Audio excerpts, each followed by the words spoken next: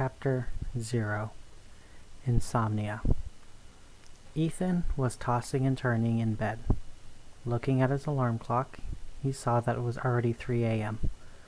Only 4 hours left until he had to get up for work. He turned away from the clock, sighing to himself before glancing at the back of his sleeping girlfriend's head. Sharon, his girlfriend, was breathing slowly and deeply. She was clearly sleeping and looked like she was enjoying it. Ethan let out another sigh, this one of jealousy, and this time Sharon let out a soft noise. "Murph," she said as she turned to face her boyfriend. Her eyes were shining at the dark as she looked up at him with concern. "Can't sleep, sweetie?" Sharon asked in her sleepy voice. Ethan nodded, and she let out a sigh before getting close to Ethan and snuggling his face to her chest. Her arms wrapped around his head, and he heard her whisper to him. Listening to her slow heartbeat, he heard her say something he wasn't quite expecting. "Well, let me see if I can tell you a story to help you get to sleep," Sharon told her boyfriend. Ethan was a bit confused. He didn't think of Sharon as someone who would tell stories to help people fall asleep. But then again, she just moved into his apartment this week, so he was still learning new things about her every day.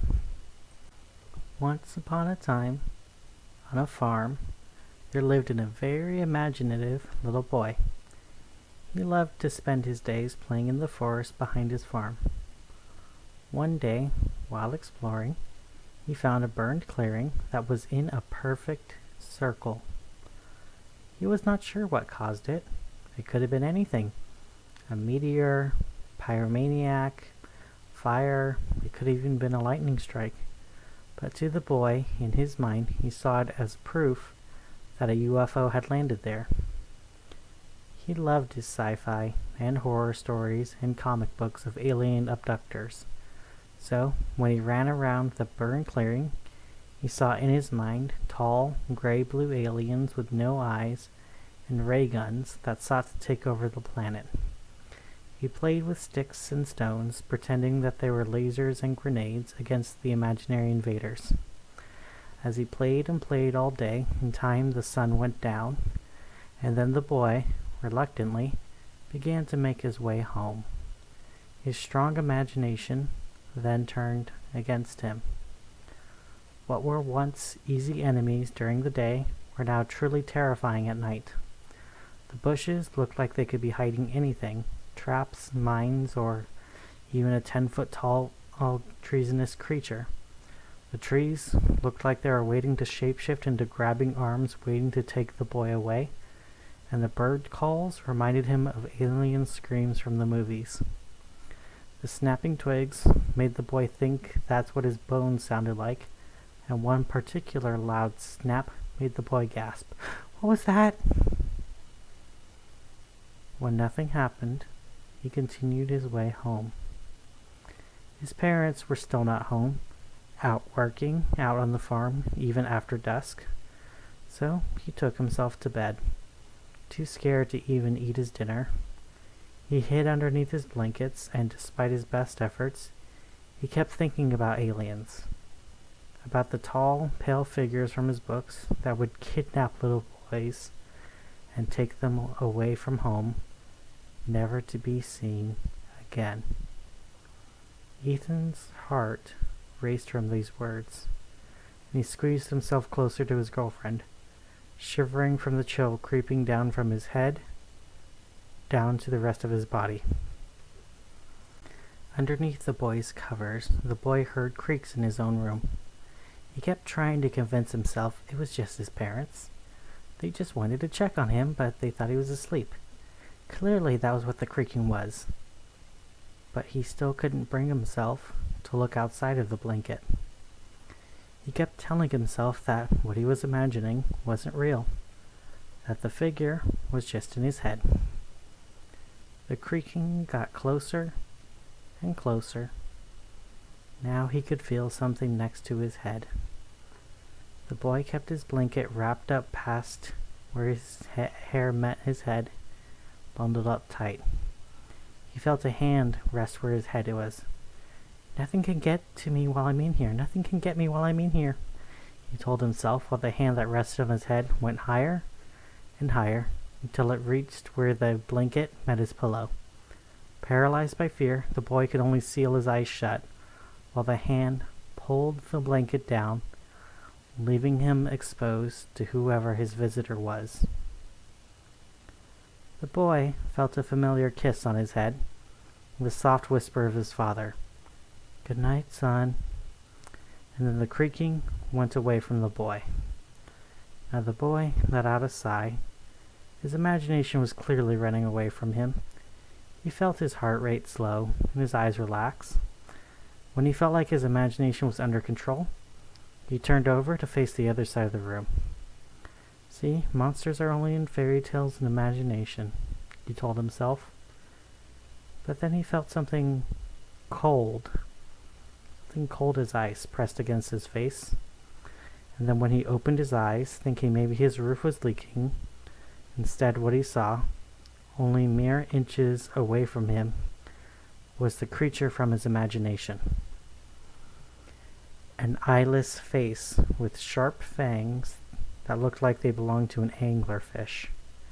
The skin was like a blue-spotted salamander, a sort of blue-gray that was smooth and wet, with spots that changed size endlessly. The boy opened his mouth to scream, but nothing came out.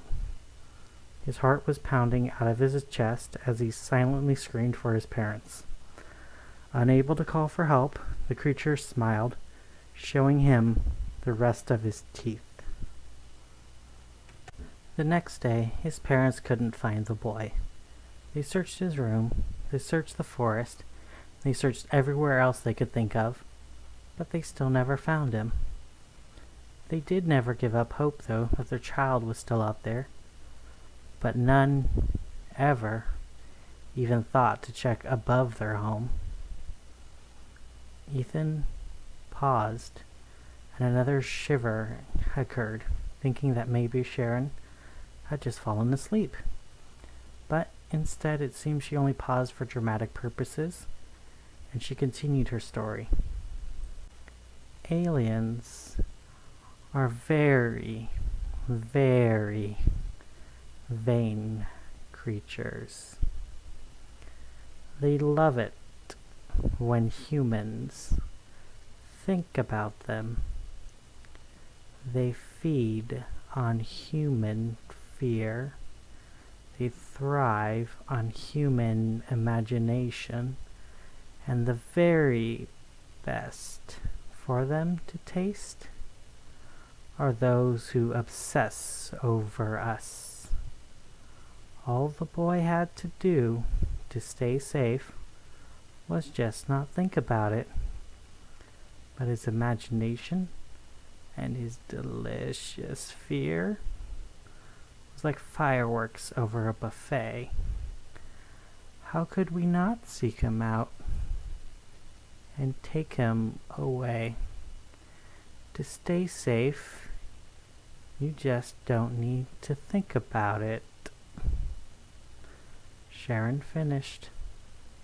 Ethan froze, still as he could be, but in the dark he was focused on one word in the story that he was hoping he misheard. We? What do you mean, we? Ethan squeaked out. Sharon was silent. She didn't even sound like she was breathing. Ethan, with his head resting on her chest, only then noticed that her skin felt as cold and as wet as an ice cube. Her heart didn't even feel like it was beating. Worried, he pulled his head back and pressed his face close to hers to see if she was still breathing. Her head lulled, and when he saw her face, he let out a loud gasp. Sharon had no eyes. Her skin was cold, wet, and blue. And the worst part? The dozens of needle teeth that were her smile. Ethan began to hyperventilate while he was trying to remember how to scream. The creature's mouth opened, and in its human voice it spoke. I told you not to think about it. As it lunged towards Ethan, its teeth snapping shut, the last thing he saw before falling into the darkness.